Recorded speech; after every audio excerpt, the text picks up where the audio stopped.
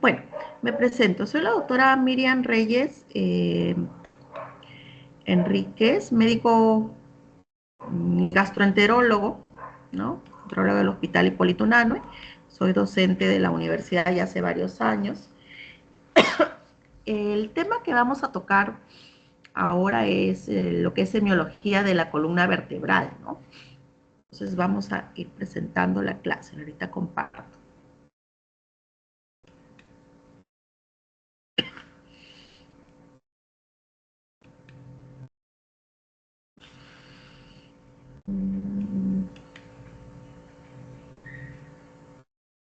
Ya, ¿logran visualizar? Sí, doctora, sí se visualiza. Ya, perfecto. A ver, ya.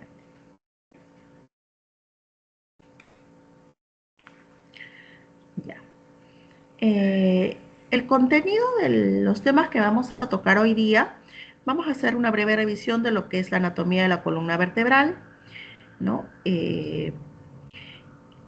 Cómo examinamos esta columna vertebral, ¿no? Hay una inspección estática y dinámica y la palpación, ¿no? Aquí solamente la semiología consta de 2 pasos. Los movimientos que se realizan para realizar el examen de la columna vertebral, pruebas especiales, algunas pruebas para evaluar la parte neurológica y si es que hubiera alguna lesión, ¿no? Y el nivel de lesión. Entonces, como ustedes recordarán de anatomía, la columna vertebral o raquis, ¿no? Es una estructura ósea, ¿no? Que se va a extender desde el cráneo hasta la pelvis. Y está formado por 33 a 34 vértebras aproximadamente, ¿no? Tiene la parte cervical, dorsal o torácica, lumbar y la sacra y coxigia, ¿no? Su función es ser un soporte, pues, ¿no? Soporte estructural y protege también la médula espinal, a su vez que forma parte del movimiento, ¿no? Entonces aquí podemos ver la columna vertebral o raquis y sus regiones cervical, dorsal o torácica, lumbar, sacra y coxigia. ¿Recuerdan cuántas vértebras hay en cada zona? A ver, algún voluntario o voluntaria.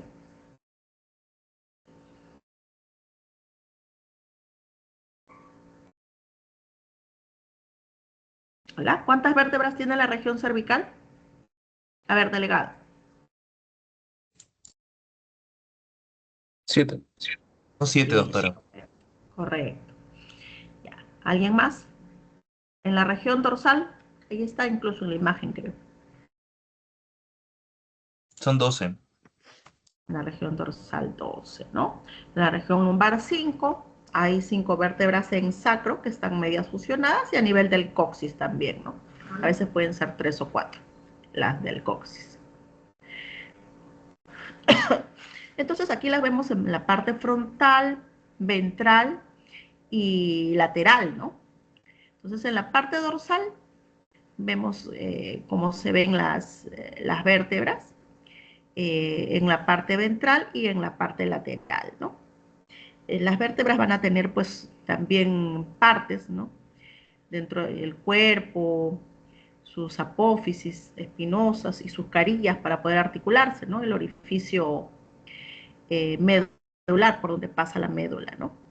Entonces la columna en promedio en un adulto mide 70 centímetros, el hueso sacro 12, ¿no? Tenemos los discos intervertebrales. Ahora, no toda la estructura de la vértebra es hueso, ¿no? Hay un 25% que es fibroso, ¿no? En la región cervical tenemos 7 vértebras. La primera es el atlas y la segunda el axis, ¿no? Que encajan perfectamente para poder hacer los movimientos. Entonces es importante que nosotros recordemos para poder, lo normal, ¿no? Para poder reconocer la alteración. Entonces aquí ven por colores lo que es de color rojo, las 7 vértebras cervicales, ¿no? De C1 a C7 es la denominación, las vértebras torácicas o dorsales, ¿no? T1 a T12, las vértebras lumbares de L1 a L5, las sacras de S1 a S5, ¿no? Y luego tenemos En el coxis están fusionadas esas vértebras, ¿no? Aparte, en la parrilla costal también estas vértebras tienen una parte cartilaginosa, pues, ¿no? Por la cual se unen al esternón. Entonces, tenemos aquí las partes de una vértebra. Tienen su cuerpo, ¿no? La espina nerviosa, el cordón medular, ¿no? Los ligamentos.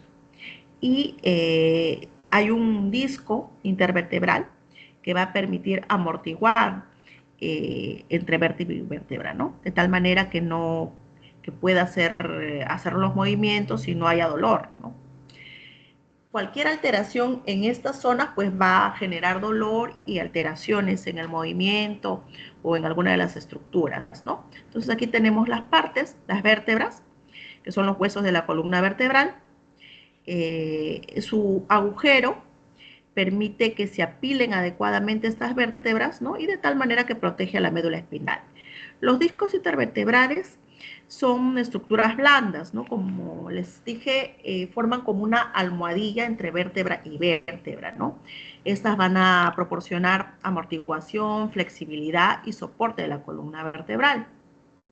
Y en la médula espinal sí pasa esta estructura nerviosa, ¿no?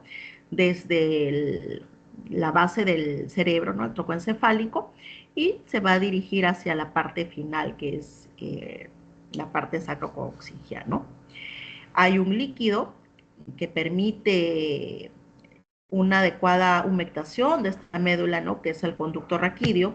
Por ahí pasan los nervios, ¿no? Los ligamentos. Y permite la transmisión de estas señales nerviosas, ¿no? Que van a ir desde la parte de extremidades, se dirigen al cerebro, luego ya se ejecutan sus funciones nerviosas específicas, ¿no? Hay articulaciones que permiten unir estas vértebras y de tal manera que se da el movimiento y la estabilidad de la columna, ¿no? Y los ligamentos, que son bandas resistentes y fibrosas, que están formadas por tejido conectivo, ¿no? Estos también ayudan a dar estabilidad a la vértebra, ¿no? Fortaleza a la vértebra. Entonces, aquí nuevamente tenemos las vértebras cervicales, torácicas, lumbares, sacrococcígeas y las curvaturas de la columna, ¿no? Miren que la columna vertebral no es recta, tiene la curvatura cervical, que es convexa hacia la parte frontal, es convexa la parte torácica hacia la parte dorsal, la curvatura lumbar, que es convexa hacia la parte frontal, y la curvatura sacrococcígea, ¿no? Entonces tenemos 4 curvaturas. Acuérdense, cervical, torácica, lumbar y sacra. Ahora, cuando nosotros revisamos la columna vertebral, desde que entra a la consulta, ¿no? El paciente de repente entra a la consulta externa caminando, uno observa la manera de caminar, si es que camina derecho o no, ¿no? O de repente camina encorvado, encogido, con joroba, lo que normalmente llamamos, ¿no? Una vez que nosotros empezamos a realizar el examen, tenemos que tener el tórax descubierto, ¿no? En el caso para poder revisar adecuadamente, ¿no? En el caso de que el examinador sea varón y la paciente sea mujer, ¿no? Adulta, señorita, ¿no? Siempre tiene que estar acompañado, me imagino que les han hablado ya en sus prácticas, de una dama, ¿no? De un personal femenino, de un familiar de la paciente, pero tiene que haber otro personal femenino para que puedan realizar el examen, ¿no? Eso es por cuestiones éticas y médico-legales también, ¿no?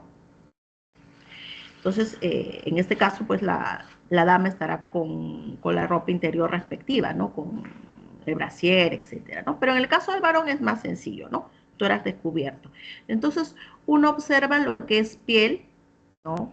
Tanto del tórax anterior como la parte posterior, ver si hay pigmentaciones, hay alguna malformación vascular, si tiene una distribución del vello normal, si hay alguna tumoración o tumefacción, ¿no? Si hay un músculo digamos, más grande que el otro, puede haber hipertrofia muscular o atrofia. Si la altura de los hombros es simétrica o no, a veces por cuestión de nacimiento o por accidentes hay un hombro más arriba que el otro, ¿no? Eso es lo que se describe también. Y las curvaturas que hemos mencionado, ¿no? Las 4 curvaturas. ¿Tiene una curvatura normal o no? ¿O está demasiado acentuada? ¿O es una columna vertebral recta, ¿no? Sin curvaturas, que eso ya sería una alteración. Entonces, puede haber cifosis o lordosis, ¿no?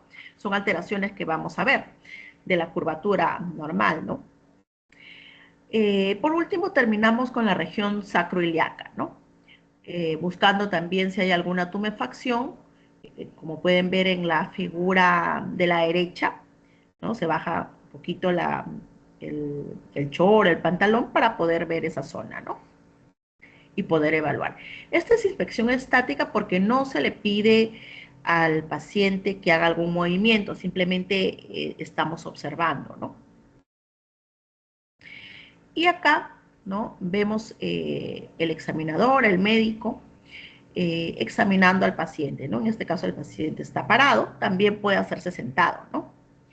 Y procedemos a evaluarlo tanto en la parte frontal como dorsal del tórax. Entonces, hay alteraciones que nosotros podemos ver de la columna vertebral. Miren, en la imagen de la izquierda ven una columna vertebral recta, ¿no? En la parte dorsal, que no debe tener desviaciones. Ahora, si esa columna vertebral no es recta, tiene desviaciones, convexidades hacia uno de los lados, ¿no? Convexidades y concavidades hacia el otro lado. Entonces, esa desviación se llama escoliosis, ¿no? Convexidad y concavidad hacia uno de los lados. Escoliosis, o sea, esa desviación hacia los costados es escoliosis. En posición normal, ¿no? En forma lateral, podemos apreciar la columna vertebral con sus curvaturas, ¿no? Cervical, dorsal, lumbar, que es una pequeña concavidad, pero no muy acentuada, y sacrocoxígea, que es una convexidad hacia la parte dorsal, ¿no? Pero tampoco debería ser tan acentuada. Ahora miren en la cifosis. ¿Qué podrían decir de la cifosis? A ver, algún voluntario o voluntaria. Está muy prominente la curvatura a nivel dorsal, casi como Correcto, formando una ¿no? joroba. Hay una convexidad demasiado marcada, ¿no es cierto?, en la curvatura torácica o dorsal, ¿no? Eso es lo que es la cifosis, ¿no? Diferente de lo que es la escoliosis, ¿no? Vayan fijando. Y esta es la lordosis. La lordosis, ¿qué podrían decirme que es? De la imagen que visualizan. Hay una convexidad prominente a nivel de la curvatura lumbar. La curvatura lumbar, muy bien, ¿no? Entonces, en algunos, cuando es muy marcada, también provoca cierta alteración. En la raza negra, generalmente suelen presentar una lordosis ya genética, ¿no? No todos, pero sí he visto en un gran porcentaje, también está descrito en la literatura. En algunos de ellos sí les genera cierta dolor en esta zona, ¿no? Sobre todo por la contractura muscular adyacente. Entonces aquí tenemos los tipos de curvatura lumbar, ¿no? Miren la primera, es normal, ¿no? Con sus 4 curvaturas, y en la zona lumbar hay una ligera concavidad, ¿no? Ahora, en la hipercifosis hay una concavidad muy marcada, ¿no? De tal manera que esta convexidad dorsal pareciera que tuviera una convexidad marcada, pero sobre todo es la, la concavidad de la zona lumbar lo más prominente. Ahora, hay la rectificación de la columna vertebral. Entonces, en esta imagen tercera, ven que casi no tiene curvaturas, una ligera curvatura en la zona lumbar, pero no se aprecia casi en la parte cervical ni en la parte torácica, ¿no? Y tampoco la sacra. Y la inversión es cuando columna totalmente recta y más bien la convexidad se ve en la parte torácica hacia la parte ventral, ¿no? Una ligera convexidad hacia adelante. Entonces ahí hay una inversión de la curvatura, ambas con alteraciones en la marcha, dificultad para la marcha y dolor sobre todo, ¿no? Ahora, una vez que hemos realizado ya la inspección pasiva o estática, pasamos a la inspección activa. La inspección activa se llama así porque requiere colaboración del paciente, ¿no? Ciertos movimientos del paciente. Una de las cosas que nosotros evaluamos es la marcha del paciente, ¿no? Ya lo observamos si es que ha venido a la consulta y si es que es un paciente hospitalizado, pues le pedimos que deambule. Entonces, ¿qué observamos en la marcha? ¿No? Aparte de observar la parte del tórax que ya hemos mencionado, ¿no? La parte estática o pasiva, vamos a evaluar el pie, ¿no? Y cómo asiente el pie, ¿no? Desde el talón, normalmente en una pisada normal, asienta primero el talón, luego la parte media del pie y luego la parte terminal, ¿no? Entonces, eso es la pisada normal. Ustedes pueden ver alteraciones en algunos pacientes que tienen lesión neurológica, por decir en el Parkinson, enfermedad de Parkinson. ¿Han escuchado? Sí, ¿Han doctora, la marcha escuchado? parkinsoniana, Claro, que entonces arrastran los pies. ahí los pasitos son con la planta, con las puntitas. Son pasitos chiquitos y con la planta. No dan esa pisada talón medio y la parte terminal o distal. No es así, ¿no? Son pasitos chiquititos plantares más que nada. Y también hay unas marchas que se pueden ver, uy, aquí me falta por ahí, por lesión a nivel de alguna zona nerviosa, ¿no? O radicular. Como podemos ver, los pacientes que no pueden pisar en puntas, o sea, una de las peticiones que se le pide al paciente es que camine de puntitas, ¿no? Con la punta de los pies. Normalmente cualquier persona podría realizar ese examen, a menos que sea pues un adulto mayor, ¿no? Un viejito que ya va a tener dificultad.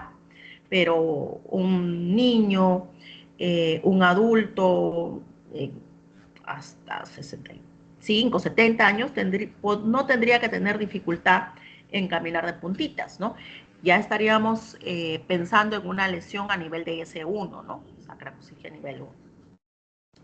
Ahora, algunos pacientes pueden tener dificultad también para caminar en talones, o sea, es lo otro que se evalúa es que el paciente camine de talones, que no debería haber alteración de caminar en talones, ¿no? De haberlo, estamos hablando de una lesión a nivel de L5, ¿no? Esto debe ir acompañado también de la sensibilidad y de los reflejos, ¿no? La sensibilidad, como ustedes ya van a ver en la parte de semiología neurológica, se evalúa desde la temperatura, ¿no? Tú le colocas objetos fríos en la parte de las extremidades o objetos un poquito calientes, tampoco es la idea que lo quemen, ¿no? Un poquito calientes y cerrando los ojos, ¿no? Y el paciente te va a decir si está frío o caliente y después con cepillitos, con brochitas, también se le estimula cierta parte de los miembros inferiores, ¿no? O también superiores cuando estás evaluando sensibilidad, para ver si el paciente siente o no, y con los ojos cerrados, y tiene que decir qué parte del cuerpo se le está estimulando, ¿no? A veces con agujitas también, que no son tan, se le hinca, pero con agujitas con punta roma, ¿no? Entonces, esto es un punto importante que se debe evaluar, la marcha del paciente, ¿no? Si apoya bien la estructura plantar, ¿no? Talón, medio y terminal, si camina en puntas, si puede caminar en talones. Y si no, se atribuye la lesión donde estamos mencionando. Ya. Lo otro que debemos evaluar es si hay movilidad articular, ¿no? Entonces, los movimientos de estas articulaciones, de las vértebras, pueden evaluarse con varios movimientos, ¿no?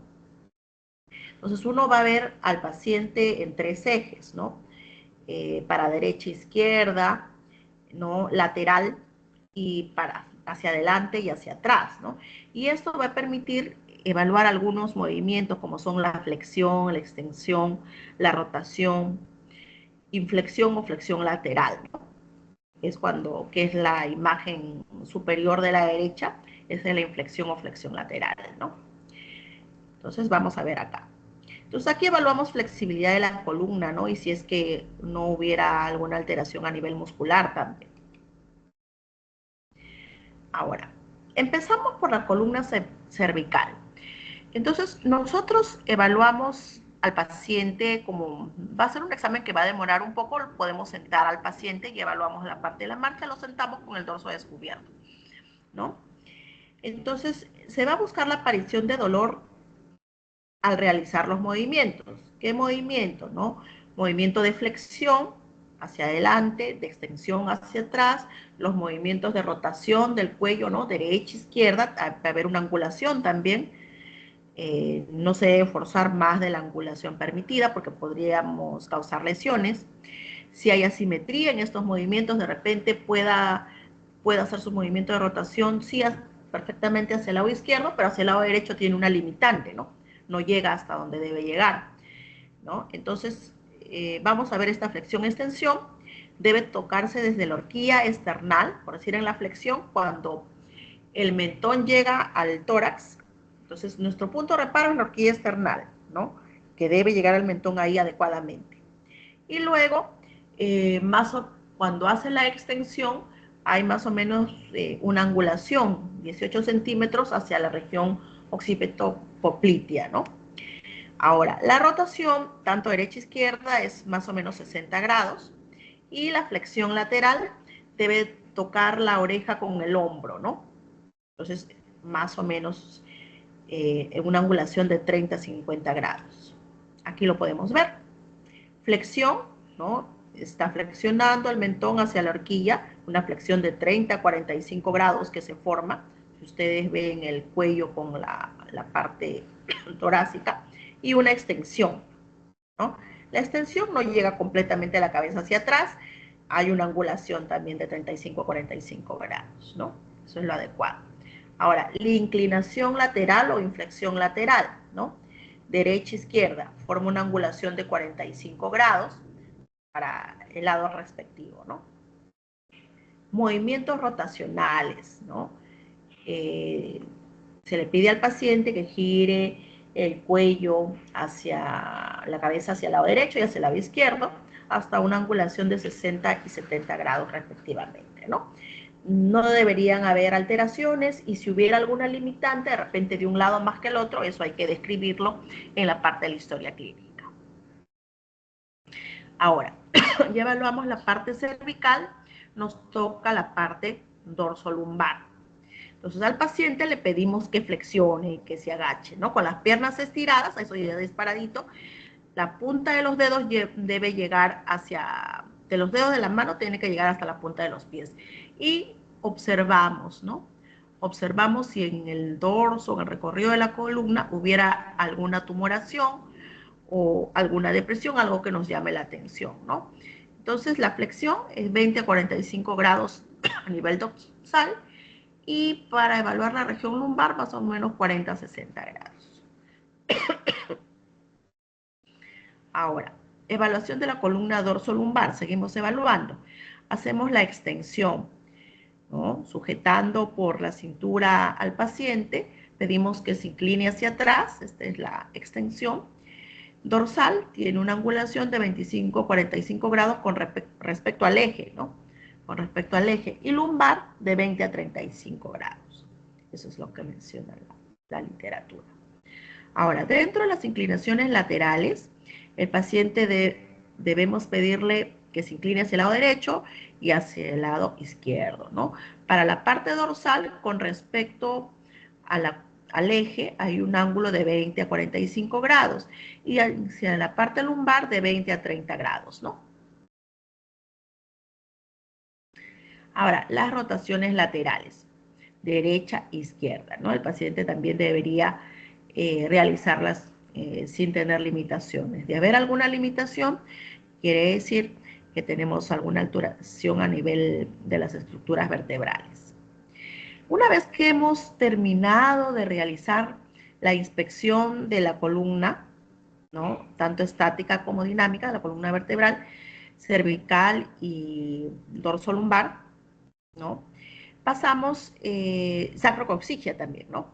Pasamos a la palpación de la columna vertebral, ¿no? Entonces, ya debemos palpar al paciente. Este puede encontrarse en decúbito ventral, relajado, ¿no? Con los brazos flexionados y se palpa desde el cuello, ¿no? Puede tener una almohada debajo, ¿no? Debajo de su cuello para que se sienta cómodo, ¿no? Y se palpa si hubiera alguna alteración en todo el trayecto de la columna vertebral, ¿no? El colocar la almohadita facilita la relajación de los músculos, ¿no? Entonces se mantiene la flexión de la columna, ¿no? Y también se pueden separar las apófisis espinosas. Entonces, como ven aquí en la silueta, se va palpando la columna en la parte central y a ambos lados, ¿no? La parte muscular, hasta llegar hacia la zona sacrocoxígea, ¿no? Si hubiera alguna lesión en la piel, se puede usar guantes, ¿no? De no haber, puede hacerse así nada más con la mano, ¿no? Obviamente el paciente lo ideal es que esté higiénico, pero no siempre va a ser así, ¿no? Entonces, partimos de arriba y llegamos hacia la zona sacrocoxígea. Y también las partes paravertebrales, ¿no? Ahí se palpan los puntos de afectación más frecuentes, ¿no? Y el paciente puede presentar dolor, que es la principal sintomatología. Se palpan las apófisis espinosas, ¿no? Que es la parte sobresaliente de la vértebra, y los ligamentos interespinosos, ¿no? Se hace una presión digital. O sea, se hace presión digital por encima de la columna y a los costados, ¿no? Se va presionando con los dedos para ver si hubiera alguna alteración o un punto doloroso, ¿no? A veces se pueden encontrar espinas bífidas, o sea, hay una alteración entre las vértebras o discos correspondientes, ¿no? Espondilolistesis o retrolistesis es cuando una vértebra se encuentra más salida o más protruida o más metida, ¿no? Con respecto al resto, ¿no? Puede haber luxación también, ¿no? De articulaciones, lo cual generaría dolor, ¿no? Las caries articulares vienen a ser las partes que se articulan entre vértebra y vértebra, ¿no? Estos también deben estar alineadas. Aquí podemos ver la palpación desde la región cervical, ¿no? Tanto la parte de la columna de las apófisis espinosas como las paravertebrales, ¿no? Y llegamos hasta la dorsolumbar, eso es en la parte dorsal, ¿no? O torácica posterior. También debemos palpar la parte anterior. Se palpa desde el esternón, ¿no? El esternón tiene sus partes, ¿no? La horquilla, su cuerpo, ¿no? El manubrio y termina en la apófisis, ¿no? Entonces, la apófisis espinosa. Entonces, palpamos tanto el esternón y también las articulaciones que unen la costilla con el esternón. Estas pueden ser dolorosas. No sé si ustedes han escuchado la osteocondritis, de repente alguna vez. ¿Han escuchado? No como tal, doctor. Ya. Entonces, la osteocondritis o la enfermedad de Ties viene a ser la inflamación del cartílago, ¿no? Que une la costilla, el cartílago de la costilla con el esternón, ¿no? Con el manubrio del esternón. Entonces, cuando presionas, se incrementa el dolor, ¿no? El paciente generalmente tiene un dolor punzante, a veces duerme de costado, que es una de las cosas que puede inflamar los cartílagos porque son zonas que no son rígidas, ¿no? Entonces se inflaman, o a veces con el frío o cambios bruscos de temperaturas también se puede inflamar. Entonces tienen un dolor punzantes en esta zona. A veces piensan que es el corazón, ¿no? Porque es el tórax. Y cuando uno palpa, se incrementa el dolor. A la digitopresión se llama eso. Entonces esa es la osteocondritis, ¿no? Justo en la zona de articulación. Luego debemos palpar la clavícula, ¿no? Desde la zona interna hacia la zona externa, ¿no? Hacia la zona que se une con los otros huesos. ¿No? Eso es en la parte anterior. Y en la parte posterior debemos examinar la escápula, ¿no? Desde la parte interna todo el reborde de la escápula. Pudieran haber algunas lesiones, fracturas, y en la parte muscular también suele contraerse, ¿no? El músculo trapecio también se evalúa acá después de la zona escapular, el músculo trapecio, ¿no? Ahora, y por último, se palpan las crestas ilíacas, ¿no? Si están, si son simétricas, si hay dolor y si hubiera alguna alteración. A veces hay fracturas de pelvis, ¿no? Y uno puede sentir el crépito. El crépito es como un chasquido en la parte ósea, ¿no? Que nos indica que ha habido alguna lesión. Y aquí podemos ver las escoliosis, ¿no? Recordando que las escoliosis son las alteraciones de la columna vertebral con un aumento de convexidad hacia un lado, ¿no? Y concavidad de la parte contraria, ya sea hacia la derecha o hacia la izquierda, ¿no? Son desviaciones, alteraciones de la columna vertebral. Generalmente se dan a nivel dorsolumbar, ¿no? Entonces, esto sí debe requerir un tratamiento, ¿no? No es quirúrgico, salvo que sea demasiado marcado. Generalmente tienden a hacer terapias y usan correctores, ¿no? Entonces, la escoliosis compensada es cuando encontramos una compensación en la otra parte, ¿no? Entonces, permite al paciente deambular, hacer sus actividades, pero a veces sí puede haber limitaciones funcionales, ¿no? Incluso orgánicas, que esto ya requeriría un tratamiento médico más fuerte, ¿no? En algunos casos se puede llegar hasta la cirugía. Ahora la maniobra de Adams. Esta es una maniobra especial en la que el paciente está sentado, ¿no? Con las piernas estiradas hacia adelante, extendidas, y pedimos que flexione, ¿no? Puede llegar la punta de sus manos hacia la punta de los pies, de tal manera que permite una flexión adecuada y nosotros podamos observar el dorso de la columna, ¿no? Entonces vamos a observar si existiera alguna prominencia en su columna vertebral, ¿no? Normalmente se ven los espacios interespinosos con esta maniobra, pero de haber alguna alteración deberíamos notar una protrusión marcada en esta zona, ¿no? Se compara un hemitórax con el otro, ¿no? Entonces, por decir aquí en la figura, ¿qué pueden ver? ¿Cuál de los hemitórax está más prominente? ¿El derecho, doctora? El derecho, sí, correcto.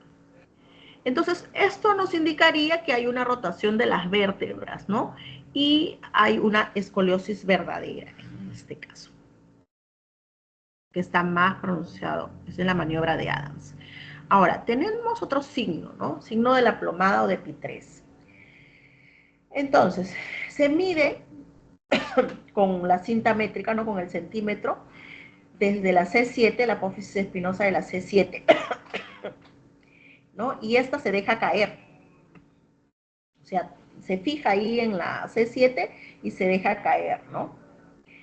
Hasta tomando en comparación la línea interglútea, ¿no? Por eso se baja un poquito el short, el pantalón, lo que tenga. Y se va a ver si es que hubiera una desviación marcada con respecto a la columna. Por decir, en la parte de la derecha la ven que cae péndula, ¿no es cierto? Cae prácticamente, pasa por la línea interglútea. En cambio, en la figura de la izquierda, ven que cae hacia un costado. ¿Lo logran ver? Sí, Sí, más o ¿no? menos, sí. Entonces, esta desviación desde la línea interglútea hacia donde cae la cinta métrica se mide en centímetros, ¿no? Sería un signo del aplomado de Pi3 positivo que indicaría que hay una alteración a nivel también vertebral o de las columnas, o de la columna, ¿no? Ahora, tenemos el test de Schober. Esto es para espondilitis anquilosante, es una enfermedad también, ¿no? Y se utiliza para cuantificar la movilidad de la columna vertebral en el movimiento, o sea, en la flexión. El paciente primero se mide, ¿no? Hay desde la apófisis espinosa, desde S1 y 10 centímetros hacia arriba se mide, ¿no? Entonces se fija la cinta métrica. Después se hace flexionar al paciente, no se ve muy bien, la parte derecha del paciente flexiona, ¿no? Y estas marcas se separan en la inclinación hacia adelante, ¿no? Si esta separación es más, normalmente es hasta 15 centímetros, ¿no? Pero si hubiera una alteración, o sea, una diferencia mayor, entonces hay una alteración de espondilitis anquilosante, ¿no? Los valores deben mantenerse con cierto grado de variación, pero no ir a la exageración. El síndrome de compresión medular. Entonces, aquí hay un conjunto de signos y síntomas que está causado porque hay una presión, ¿no? A nivel de la raíz de uno de los nervios, de los nervios espinales, ¿no? Ahora, generalmente, ¿esto qué provoca? Provoca dolor en la zona de compresión y también en la zona radicular superior, ¿no? Si es en la parte cervical, la compresión, entonces miren la parte derecha, eh, están los nervios espinales y su distribución, hacia dónde tienen irradiación, generalmente en la zona superior, ¿no? Entonces, el paciente suele sentir un hormigueo en el miembro superior derecho, izquierdo, el que esté afectado, ¿no? Generalmente se le adormece, está rígido, hay hipersensibilidad, sensación de frío o calor en esta zona, ¿no? Y limitación muscular. Aquí suele presentarse también cuando hay hernias a nivel cervical, ¿no? Puede verse una zona protruida en esta zona, puede haber habido un antecedente de un traumatismo, de una lesión, ¿no? Pueden haber también osteofitos marginales, eso generalmente se ven en adultos mayores, ¿no? Eso quiere decir que la parte de las uniones entre vértebra y vértebra se ponen muy filudas, se adelgazan y eso genera dolor. Pueden haber subluxaciones de la vértebra, que se estrecha el canal por donde pasa la médula, ¿no? Fracturas de este canal, eso le da inestabilidad pues al movimiento, ¿no? Se generan lesiones y pueden provocar incluso fibrosis, ¿no? Ahora, esta compresión radicular puede ser a diferentes niveles, ¿no? Puede ser a nivel cervical y eh, podemos encontrarlo también a nivel dorso sacro, ¿no?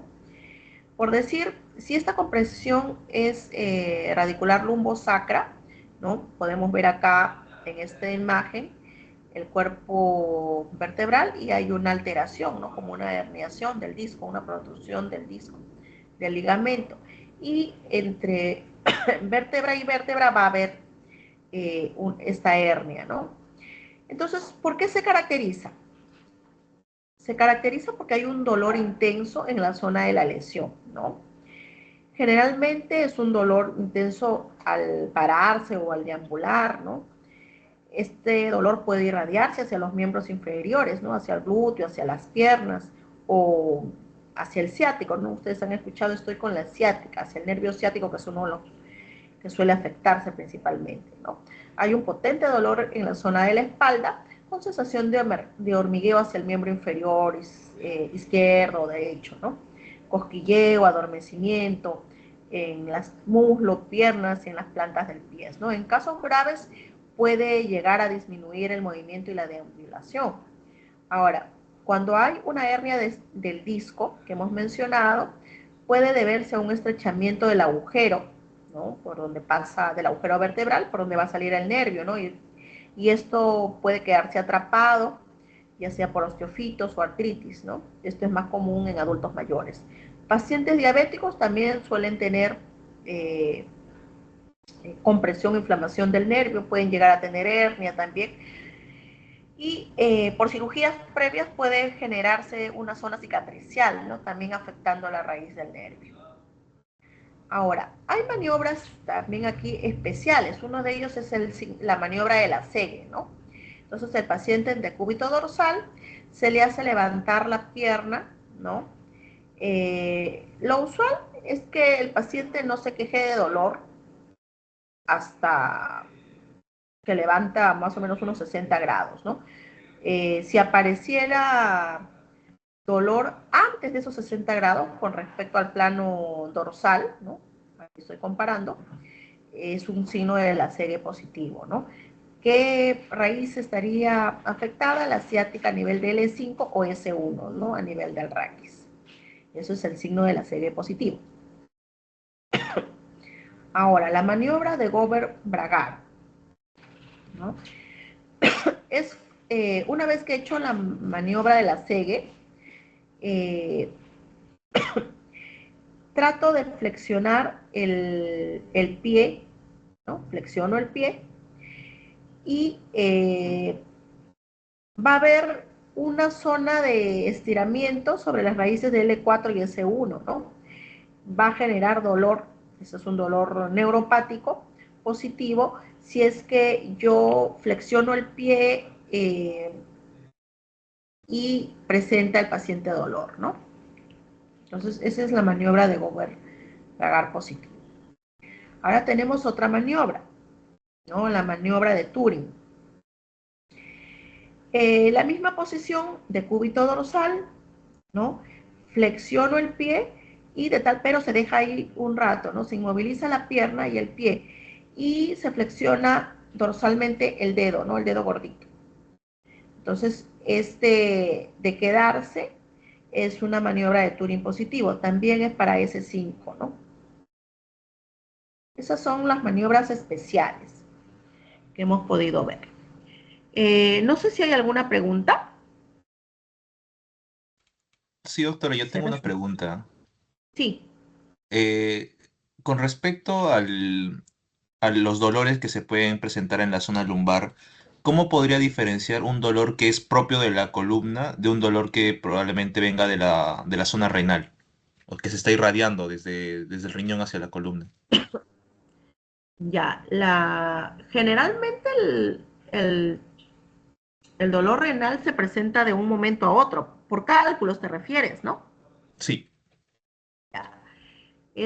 Se presenta de un momento a otro, no es un dolor como que te torciera, ¿no?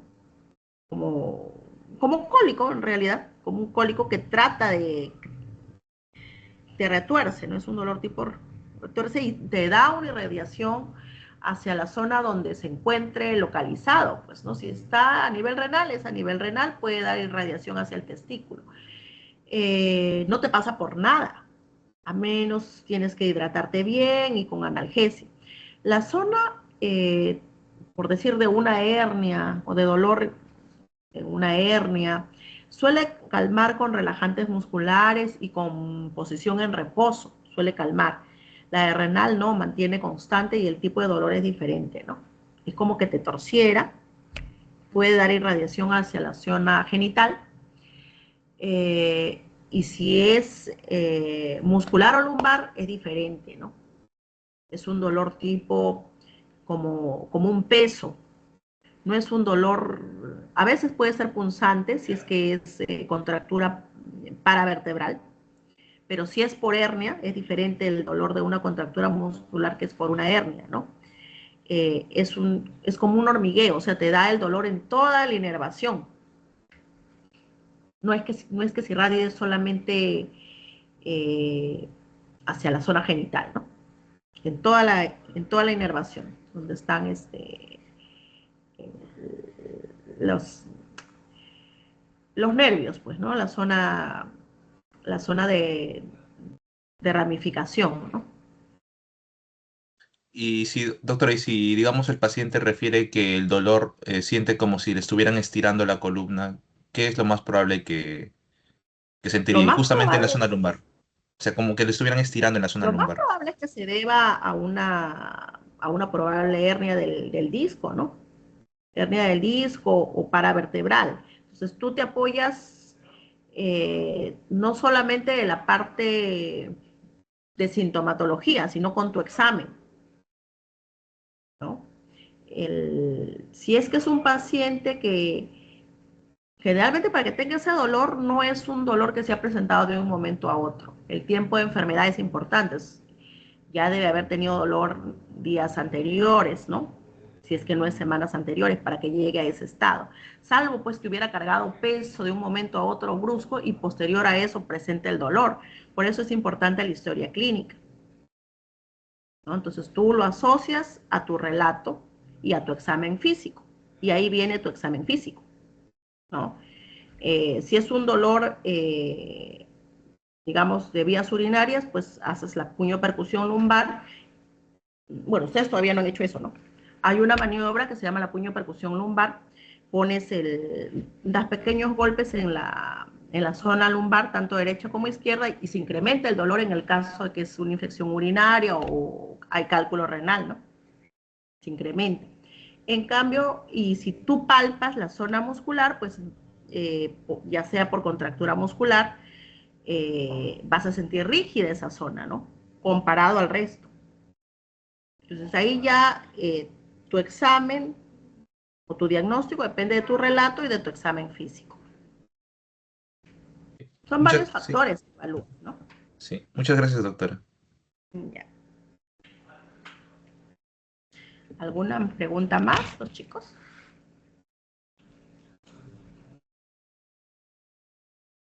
Entonces, ya más o menos se ordenan, ¿no? Entonces, la parte de columna vertebral, concluyendo, tiene dos tipos de evaluación, la parte de inspección y la parte de palpación. En inspección hay inspección estática, que es observar, y la inspección dinámica, que es evaluando la marcha y ya haciendo los movimientos, ¿no? Desde la parte cervical hasta la parte dorsolumbar, ¿no? Y sacrocoxigia que tienes que observar. Y luego ya viene propiamente la zona de palpación y he escogido algunas maniobras que es lo que les va a servir también para poder detectar, ¿no? Detectar si hubiera alguna alteración. Dentro de las marchas, bueno, ya van a haber algunos tipos de marcha, pero eso ya va a ser más que nada en la parte neurológica, ¿no? En la parte neurológica van a volver a evaluar las marchas. Ahí tenemos la marcha del estepage, la marcha del segador, que ya corresponden a lo que es propiamente neurología, ¿no? Por eso no lo he colocado acá, pero sí ya ustedes tienen que, cuando evalúan la marcha, ustedes pueden ver que hay alguna alteración que dependa de columna o que sea de la parte neurológica, ¿no? Que ya son diferentes. Muy bien, si no hay preguntas, estamos terminando la clase.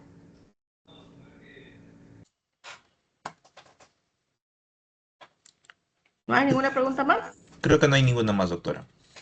Ya, correcto. Buenas noches, entonces. Sí, doctora. Yo le paso la lista en breve. Ya, ok.